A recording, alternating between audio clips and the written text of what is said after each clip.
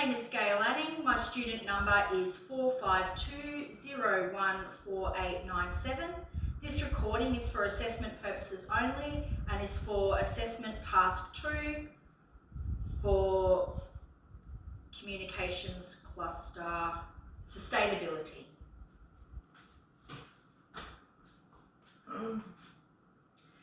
Thanks for joining me, Kyrie and Karen. I really appreciate your time. As you know, I circulated the draft library sustainability policy ahead of this meeting so you could familiarise yourself and come prepared with questions and ideas. Today is a consultation and a review of this document. Before we start, just a quick reminder of meeting etiquette, please, and inclusivity. Consistent with Council's expectations, we speak respectfully, listen without interrupting, assume positive intent, and make space for each person's perspective. This is in line with Council's Code of Conduct and our Communications Style Guide. We use plain language, inclusive and respectful communication. If anything's unclear, please just raise your hand or speak up. Any questions are encouraged and are helpful. Just some safety housekeeping. The nearest exits are at the front and the rear of the building with lit signage. The assembly point is at the front of the building, also with clear signage. And first aid is available via the front counter staff if needed. If we hear an alarm, we stop immediately and follow directions. Kyrie, do you know where your exit points are at yours? Yes, I'm well informed. Excellent, thank you very much. Let's get down to our outcome for today.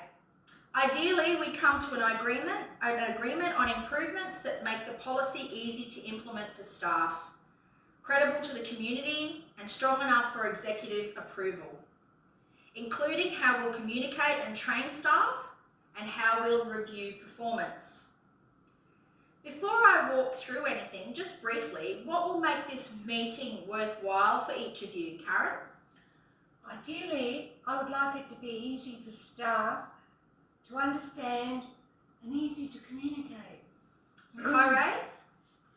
I'm looking for measurable actions, sustainable compliance, and no hidden workload or unacceptable costs.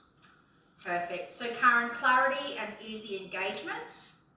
And Kyrie, governance, measurement and practicality. I'll keep checking we're meeting both, and please let me know if we don't meet those indicators. So if you just look at our first slide, we'll start with the why. The purpose of this policy is to embed clear, consistent and accountable sustainability practices across library operations and programs, guide staff to make compliant, risk-aware decisions, and support measurable targets and reporting so libraries align with council priorities and community expectations.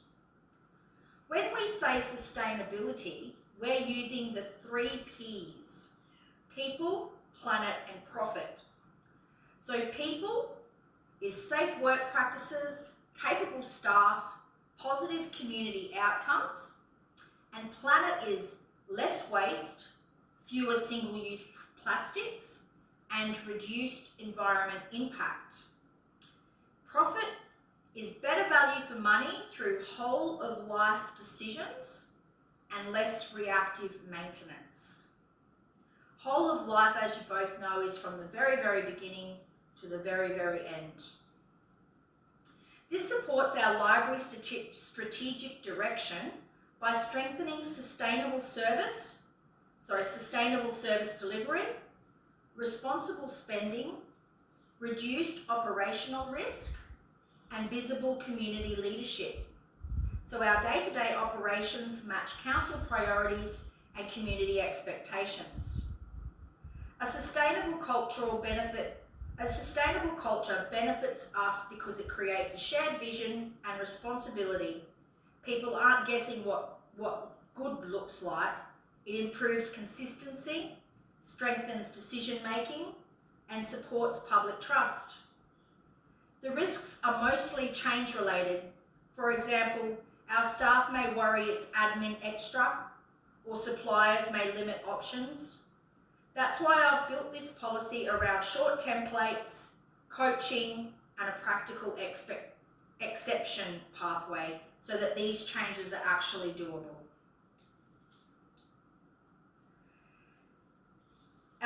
Slide 2 is our legislation. So compliance really matters as well.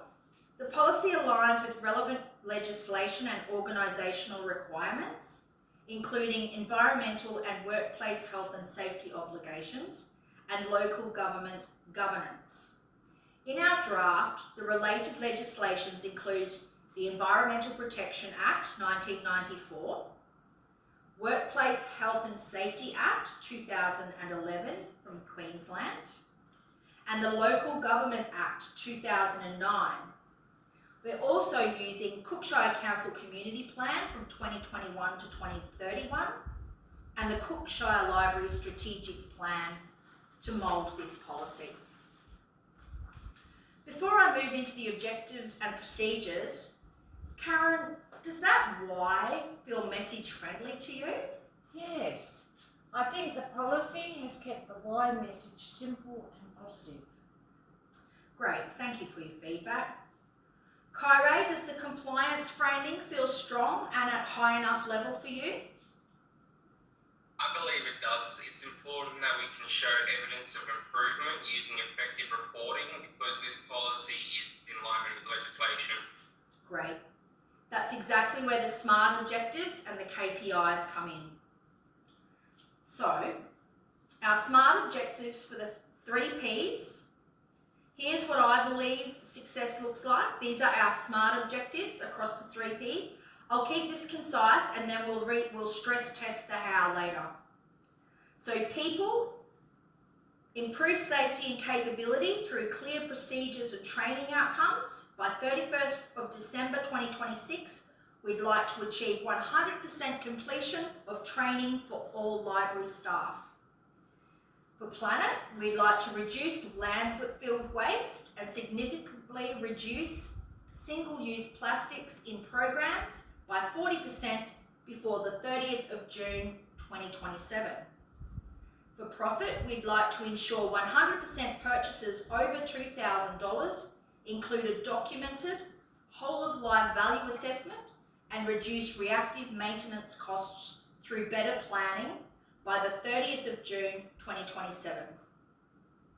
These objectives are not just statements, they're designed to be measured through compliance checks, registers, and regular reporting, which I'll show next. But before we do that, just a quick check-in. What objectives feel most valuable to you both? Karen?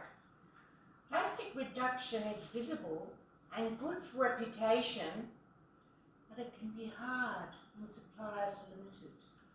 This is true. Kyrie? Whole life assessment is valuable, but it needs to be actioned efficiently so as not to be too time consuming.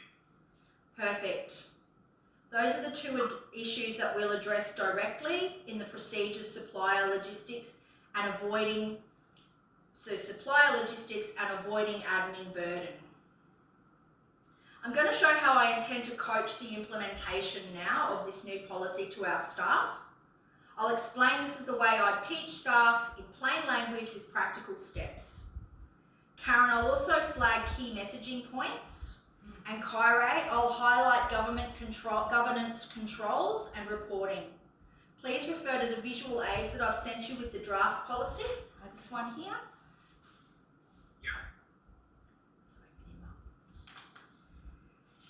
So our whole of life value assessment for purchases over $2,000 is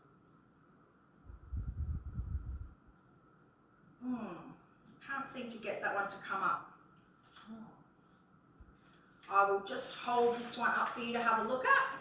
This is our whole of life template. Kyrie, I think I sent that one to you with the draft policy. You can check that one out. Yeah. This, so if you've referred to your template, this procedure applies to purchases over $2,000. The principle is, let's go back to that one. The principle principle is we assess value for money across purchase, operating, maintenance and disposal, not just accept the cheapest quote. Here's the control unit, the key control. It includes a compliance gate. We do not process the purchases unless the assessment is attached for purchases over $2,000. The staff-friendly version is 4 steps. Identify the trigger over $2,000 and start the assessment early. Do a quick 4R check, which is avoid, reuse, repurpose, recycle. Compare options with basic evidence, quotes and reasonable assumptions, and attach the assessment to the online requisition. Await approval from myself before processing purchase orders. And finally, we store all those records together. Here's how we measure it. Monthly compliance monitoring. We keep a register of purchases over $2,000. Check that 100% have been completed,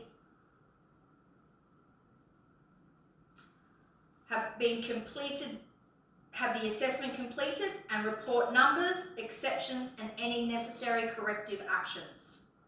This protects our budgets and reduces breakdowns and rebuying, so it saves work and time long term.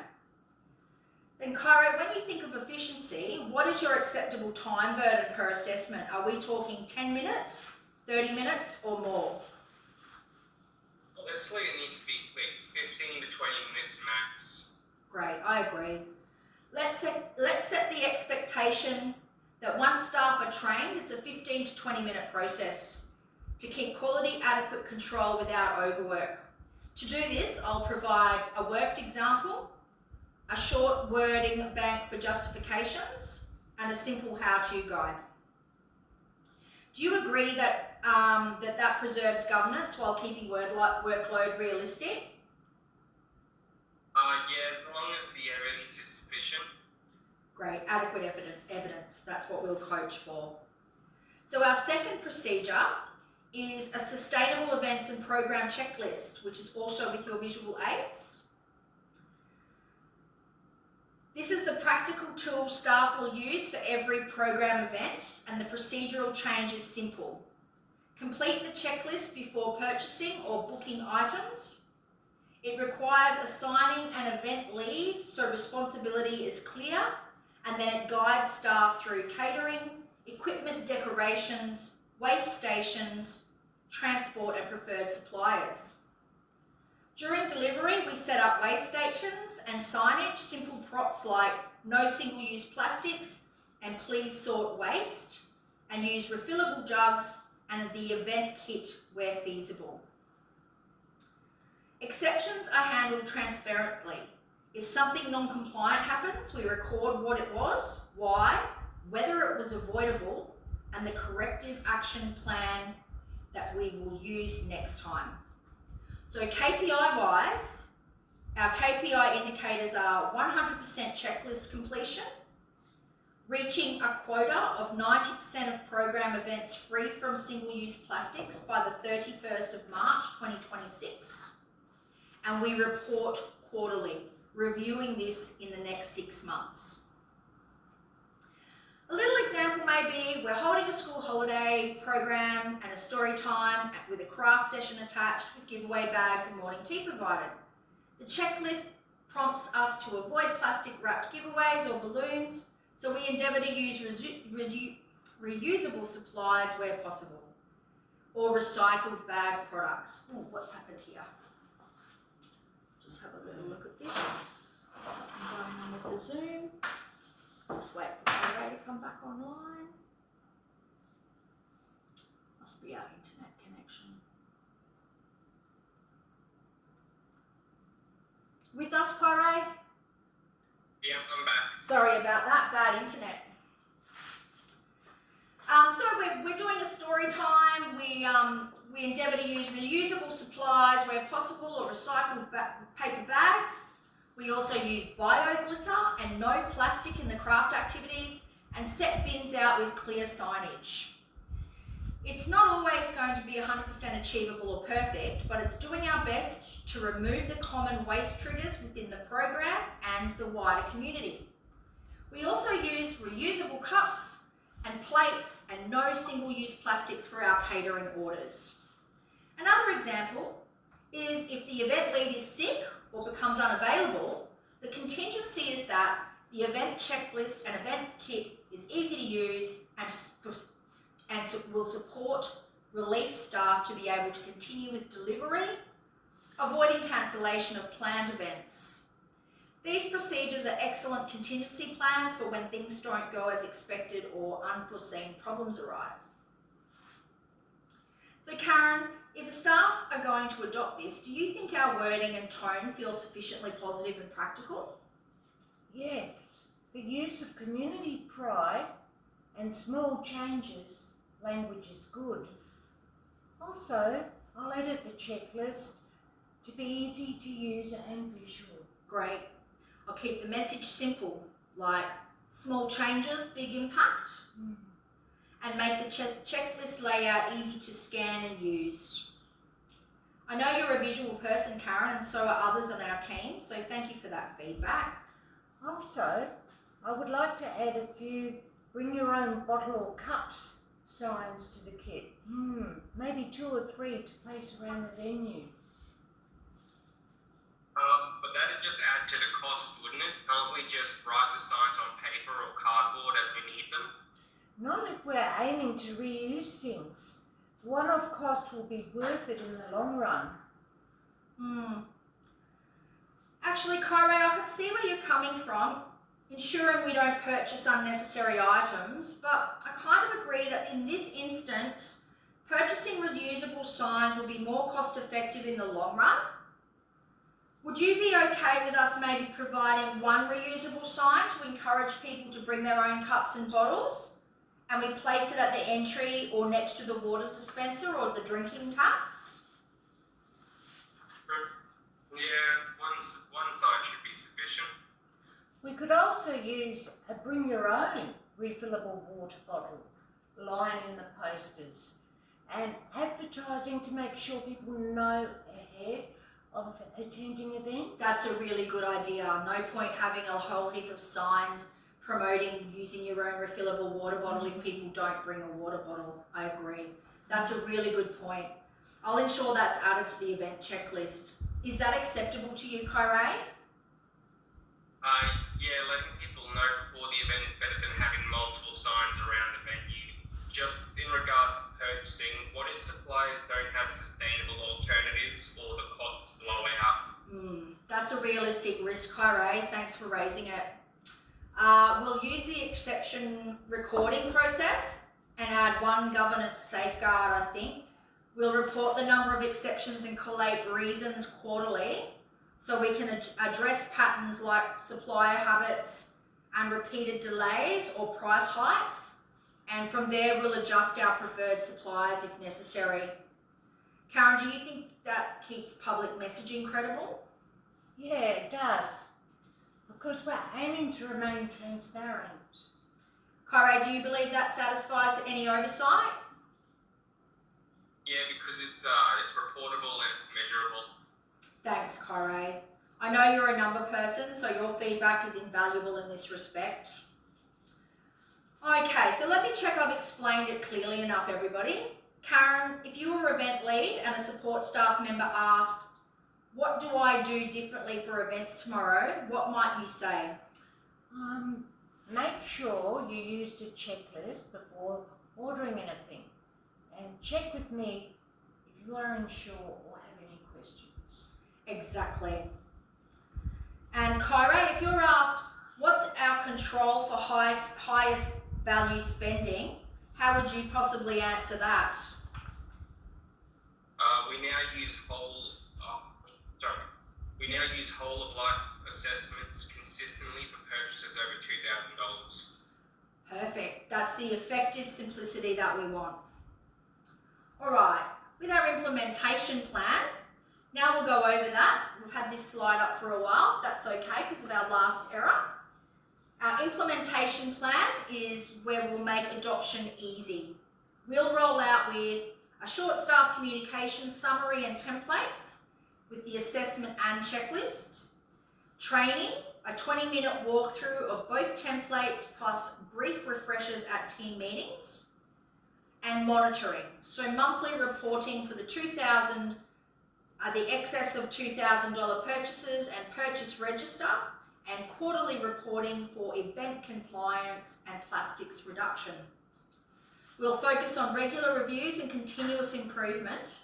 We'll update templates based on monitoring results, refresh staff briefings at least annually, and maintain an event sustainability kit to make compliance really easy.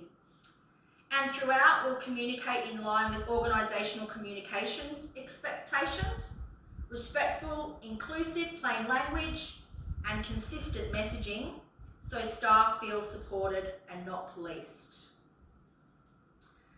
Now I'd like a little bit more input if that's okay. If we could improve only 3 things to make this more implementable and approvable, what do you think they should be?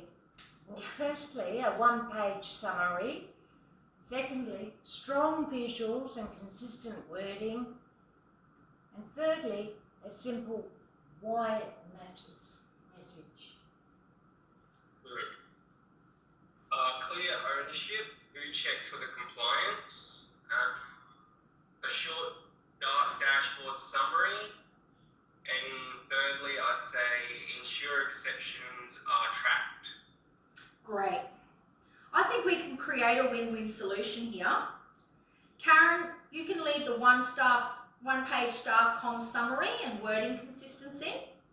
I'll create worked examples for both templates and run the 20-minute coaching sessions. And Kyrie, I'll add clear compliance ownership in the implementation notes and a simple dashboard, monthly procurement compliance and quarterly event compliance with exception themes. Are we all agreed on those 3 improvements for the approval ready upgrades? Yeah. Yeah, you sure I'm happy with that? All right, look, thanks team. This has been really constructive. So our next steps from here are, I'll update the policy draft with all of the things we've discussed today and with today's agreed improvements. I'll circulate the revised version plus the one-page comms summary that we discussed, the worked examples, and the dashboard template. And I'll schedule staff coaching and confirm where the templates and records will be stored on our approved CM10 system. As for communication, we'll announce it via email and then reinforce it in a team meeting and keep the tools visible and simple. So our next meeting, I propose a 15-minute follow-up at 10 a.m. on the 14th of March to confirm the revised draft is endorsement ready and to lock it in our rollout timing. Does that work for everyone? I'll just check my calendar. Yeah, that's fine for me. Great. Yeah, no problem here. I'm free then also. Okay, great. Thanks again. I'll send the revised package and the meeting invite later today. Have a great day, everyone, for the rest of the day. Thank you. Thank you. You too. Thank you.